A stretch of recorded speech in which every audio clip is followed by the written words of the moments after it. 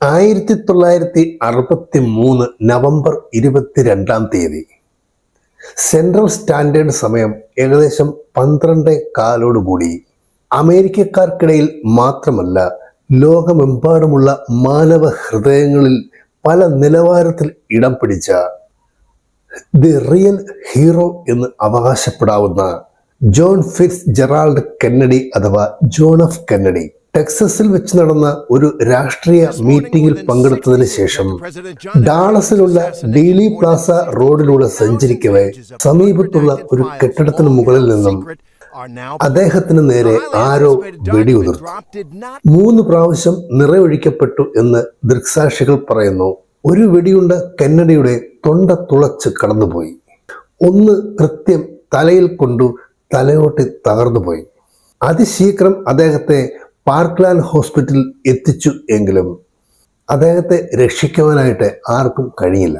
അന്ന് അമേരിക്കയുടെ 45ാമത്തെ പ്രസിഡന്റ് തൻ്റെ 46ാമത്തെ വയസ്സിൽ തികഞ്ഞ യൗവനത്തിൽ അതിദാരുണമായി വധിക്കപ്പെട്ടു. ഈ വാർത്ത കേട്ട് ലോകം ഞെട്ടി. കൊലപാതകി ലീ ഹാർവി ഒസ്വാൾഡ് എന്നൊരു മനുഷ്യനെ അധികം താമസിയാതെ തന്നെ അറസ്റ്റ് ചെയ്തു.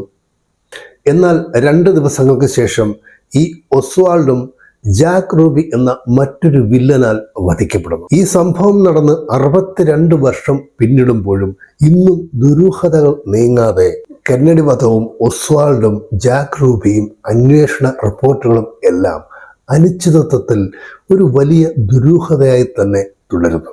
ഈ കഴിഞ്ഞ 2025 മാർച്ചിൽ പ്രസിഡന്റ് ഡൊണാൾഡ് ട്രംപ് ഏകദേശം 6000-ഓളം വരുന്ന രേഖകൾ, അത് ചിത്രങ്ങളായും വീഡിയോകളായും അന്വേഷണ റിപ്പോർട്ടുകളായും ഒക്കെ സമൂഹത്തിന് മുമ്പിൽ തുറന്നു കാട്ടിയിരുന്നു. എങ്കിൽ പോലും കെന്നഡി വധത്തിൻ്റെ യാഥാർത്ഥ്യങ്ങളെ വിശകലനം ചെയ്യുന്ന ഒന്നും എവിടെയും ലഭിക്കാതെ ഇന്നും അതൊരു ദുരൂഹതയായി തന്നെ തുടരുന്നു.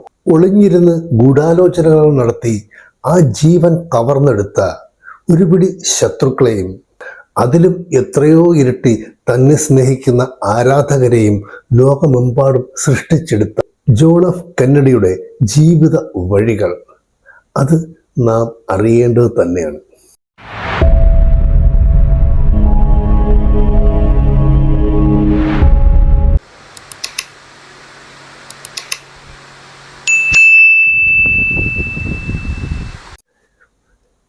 കെന്നഡിയുടെ ജനനം 1917 മെയ് 29